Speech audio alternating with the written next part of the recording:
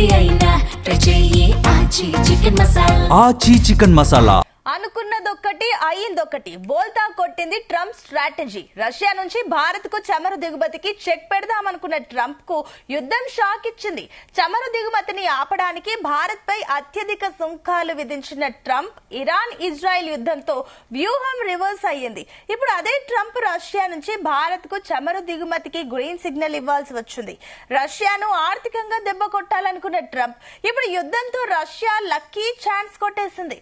Trump తీరుతో ప్రపంచ దేశాల ఆర్థిక పరిస్థితి అగాధంలో పడింది.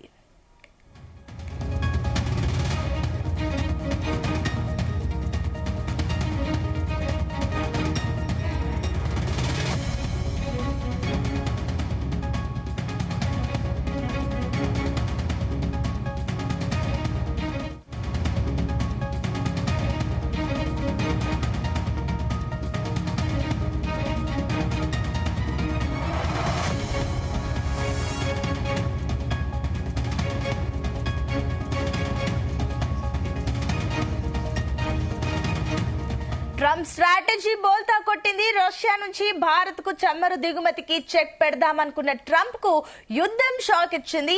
ఇదే అంశానికి సంబంధించి మరిన్ని డీటెయిల్స్ మా చీఫ్ న్యూస్ కోఆర్డినేటర్ రాధాకృష్ణ అందిస్తారు. Radhakrishna. Good evening Sunitha. Iran Israel యుద్ధం మొత్తంగా కూడా డొనాల్డ్ ట్రంప్ కు ఇప్పుడు పెద్ద సమస్యగా మారింది. ఎందుకంటే ఏదో ఊహించుకుని యుద్ధాన్ని మొదలుపెట్టిన ట్రంప్ కు ఇప్పుడు యుద్ధాన్ని ముగించాలా లేకపోతే కొనసాగించాలా అనే ఒక డైలమాలో ఉన్నాడు.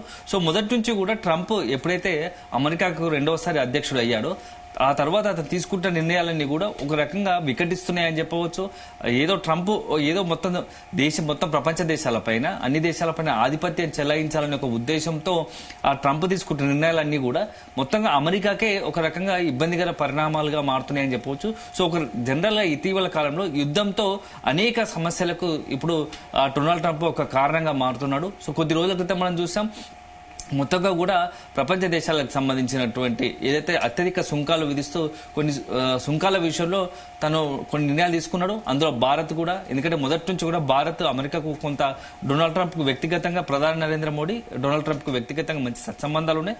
అదే సందర్భంలో భారత్ పట్ల సానుకూలంగా ఉన్నటువంటి అమెరికా అధ్యక్షుడు ఒక్కసారిగా రెండోసారి అధికారులకు వచ్చిన తర్వాత, రెండోసారి ప్రెసిడెంట్ అయిన తర్వాత అతని ధోరణి, అతని వైఖరి పూర్తిగా మారిపోయిందని చెప్పవచ్చు.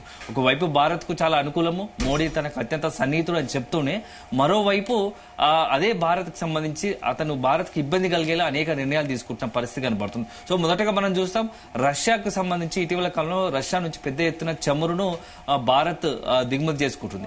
ఈ క్రమంలో ఒకవైపు రష్యా నుంచి భారత్ కనుక చమురు దిగుమతి చేసుకుంటే అది ఆటోమేటిక్ గా రష్యాకు కొంత ఆర్థికంగా లాభదాయకంగా ఉంటుంది. సో రష్యా ఆర్థిక పురోగతికి అది వరంగా మారుతుందనే ఒక ఉద్దేశం దురు ఆలోచన డొనాల్డ్ ట్రంప్ లో కలిగింది. ఈ నేపథ్యంలో వెంటనే భారత్ ఖచ్చితంగా అక్కడ నుంచి రష్యా నుంచి చమురు దిగుమతి బంద్ చేయాల్సిందే, దిగుమతి చేసుకోవడానికి ఈ వాణిజ్యపరంగా రష్యాతో ఉన్నటువంటి వాణిజ్య ఒప్పందాలు రద్దు చేసుకోవాల్సిందే అని చెప్పేసి మొదట వార్నింగ్ ఇచ్చాడు. సో అదే కనుక రష్యాను కంటిన్యూ చేయాలనుకుంటే అత్యధిక సుంకాలు ఎదుర్కోవాల్సి వస్తుందని చెప్పేసి కూడా భారత్ పై కొంత హెచ్చరికలు జారీ చేశాడు. అనుకున్న విధంగానే 50% పైగానే అత్యధిక సుంకాలు విధించారు. సో అయినా కూడా భారత్ ఎక్కడ కూడా వెనక్కి తగ్గకుండా చాలా జాగ్రత్తగా అడుగులు వేసింది, ఇటువైపు టర్న్ తీసుకోకుండా. కానీ ఇప్పుడు పరిస్థితులు మారిపోయాయి. సో గతంలో కొద్ది రోజుల క్రితము రష్యా నుంచి చమురు దిగుమతి విషయంలో భారత్ పై ఆంక్షలు విధించినటువంటి అమెరికా ఇప్పుడు దిక్కుదోచని పరిస్థితులు పడిపోయిందని చెప్పవచ్చు. ఇరాన్ ఇజ్రాయెల్ యుద్ధం నేపథ్యంలో అమెరికా తలదూర్చి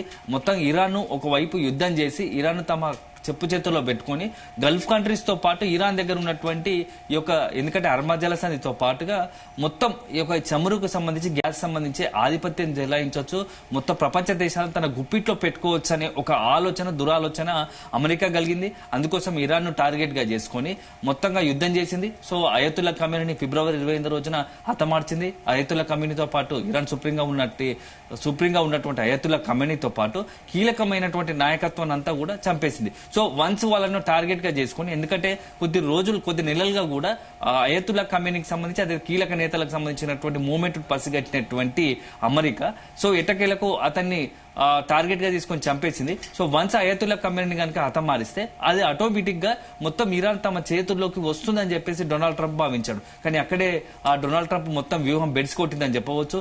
సో ఒకవైపు అయతుల్లా ఖమేనీ చనిపోయిన తర్వాత కూడా ఇరాన్ నుంచి ప్రతీకార దాడులు పెరిగాయి. సో ఇరాన్ కూడా చాలా వ్యూహాత్మకంగా ఎక్కడైతే అయతుల్లా ఖమేనీని హతమారిస్తే ఇరాన్ తన చేతిలోకి వస్తుంది అనుకున్న డొనాల్డ్ ట్రంప్ కు షాక్ ఇచ్చేలా ఇరాన్ వ్యూహం మార్చి గల్ఫ్ కంట్రీస్ టార్గెట్ చేసుకుని డ్రోన్లతోని మిజైల్స్ తో అటాక్ చేసింది. అదే సందర్భంలో గల్ఫ్ కంట్రీస్ టార్గెట్ చేయడం వల్ల అమెరికాకు కొంత ఒక రకమైనటువంటి భయాన్ని గురి చేసింది. ఎందుకంటే గల్ఫ్ కంట్రీస్ టార్గెట్ చేస్తే గల్ఫ్ కంట్రీస్ లోని ఏదైతే చమురు నిల్వలు కావచ్చు, చమురు ఉత్పత్తి కేంద్రం టార్గెట్ చేస్తే దాని ఇంపాక్ట్ మొత్తం ప్రపంచ దేశాల మీద పడుతుంది. సో ఇది కొంత టార్గెట్ చేసింది. అదే సందర్భంలో అర్మా జలసంధిని బ్లాక్ చేసింది.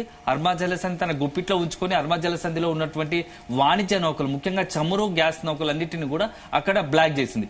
ఈ నేపథ్యంలో అమెరికా ఏం చేయలేని పరిస్థితి. ఒకవైపు ఇరాన్ పై దాడులు పెంచుతూ పోతుంది, రోజులు గడుస్తున్నాయి.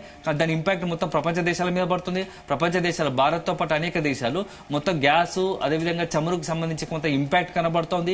ఈ నేపథ్యంలో ఏం చేయలేని పరిస్థితి. యుద్ధం మొదలైన వారం రోజులకే గ్యాస్, చమురుకు సంబంధించి కొంత కొరత లాంటి పరిస్థితి వస్తుందని చెప్పేసి అన్ని దేశాలు కూడా, భారత్ తో పాటు ముఖ్యంగా ఏషియన్ కంట్రీస్ శ్రీలంక, పాకిస్తాన్, బంగ్లాదేశ్, దాంతో పాటు భారత్ లాంటి దేశాలు అన్ని కూడా కొంత ఈ చమురుకు, గ్యాస్ సంబంధించి కొరత ఏర్కొనే పరిస్థితి వచ్చింది. అప్పుడు ఆల్టర్నేట్ గా ప్రత్యామ్నాయ మార్గాలు చూసుకోవాల్సిన పరిస్థితి వచ్చింది. మొన్నటి వరకు డొనాల్డ్ ట్రంప్ యుద్ధానికి ముందు రష్యా నుంచి చమురు దిగుమతి చేసుకోవద్దని చెప్పేసి హుకుం జారీ చేసి, హెచ్చరికలు జారీ చేసి భారత్ పైన ఆంక్షలు విధించి సుంకాలు విధిస్తామని బ్లాక్ మెయిల్ చేసినటువంటి డొనాల్డ్ ట్రంప్ ఇప్పుడు గతిలేని పరిస్థితుల్లో సో చమురుకు అదేవిధంగా గ్యాస్ కొరత ఏర్పడంతో రష్యా నుంచి దిగుమతి చేసుకోవచ్చు భారత్ తో పాటు అన్ని దేశాలని. అంటే ఒక రకంగా ఏదైతే ఊహించాడో రష్యాని ఏకాకి చేసి ఆర్థికంగా దెబ్బతీయాలనుకున్నటువంటి డొనాల్డ్ ట్రంప్ వ్యూహం బెడిసి కొట్టింది. ఇప్పుడు అదే రష్యాకు చమురు దిగుమతి చేసుకోవచ్చు అని చెప్పి అన్ని దేశాలకు తనే సలహా ఇచ్చే పరిస్థితికి వచ్చింది. ఈ నేపథ్యంలో మొత్తంగా కూడా రష్యాను ఏదో చేయబోయి అమెరికాను ఇరుక్కుపోయాడు. సో ఒక రకంగా ప్రపంచ దేశాల్లో మొత్తంగా దృష్ట్యా ఇప్పుడు రష్యాకు సంబంధించి ఒకవైపు ఆర్థికంగా రష్యాకు బలోపేతం చేయడానికి ఒక మార్గం సుగమం చేస్తే, ఇక తనకు యుద్ధం నేపథ్యంలో అసలు ఏం చేయాలి, యుద్ధాన్ని ఆపితే ఒకవేళ ఇరాన్ దృష్టిలో ఇరాన్ చేతిలో ఓడిపోయినట్టుగా ముద్ర పడుతుంది. అదే కొనసాగిస్తే మొత్తం ప్రపంచ దేశాలు ఒత్తిడికి గురి చేసి చమురు, గ్యాస్ వల్ల నీ వల్లే ఇదంతా పరిస్థితి వచ్చింది, ఇబ్బందికర పరిస్థితి వచ్చిందని చెప్పేసి అమెరికా తులనాడే పరిస్థితి. సో ఈ నేపథ్యంలో మొత్తం ఏం చేయాలో దిక్కుతోచని పరిస్థితిలో ఒక డైలమాలో డొనాల్డ్ ట్రంప్ ఇరుక్కుపోయాడని చెప్పేసి మనం భావించాల్సి ఉంటుంది. Right, thank you Radhakrishna.